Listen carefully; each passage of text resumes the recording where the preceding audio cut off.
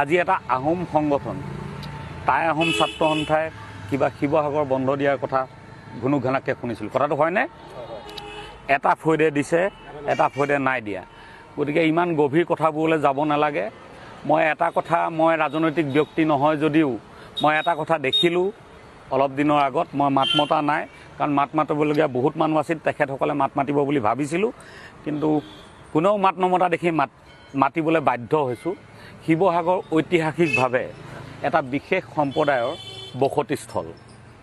বিশেষ সম্প্ৰদায় মানে কাৰ কথা কৈছোঁ? স্বৰ্গদেউ চাওলুং চুকাফাই ইয়াত ৰাজধানী পাতিছিলি তাহানি পুৰণি চৰাইদেউত। তাৰপিছত ৰংপুৰ 600 বছৰ ধৰি অসমৰ ৰাজধানী আছিল, আৰু ইয়াত আহোম সম্প্ৰদায়ৰ সংখ্যাগৰিষ্ঠতা আছিল। গতিকে ইয়াৰ জিলা পৰিষদখন গঠন কৰোঁতে ইয়াত ৰিজাৰ্ভেশ্যন কৰা বুলি শুনিছোঁ।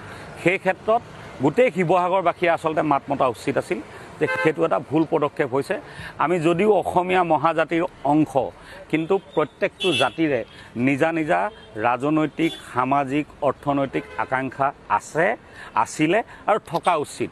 বড়ো জাতিৰ যিদৰে আছে, মৰাণ জনগোষ্ঠীৰ থাকিব, মটক জনগোষ্ঠীৰ থাকিব, চুতীয়া জনগোষ্ঠীৰ থাকিব, টাই আহোমৰ থাকিব, ব্ৰাহ্মণৰ থাকিব, কায়স্থৰ থাকিব, কলিতাৰ থাকিব, আমাৰ SC ST থাকিব, মিচিঙৰ থাকিব।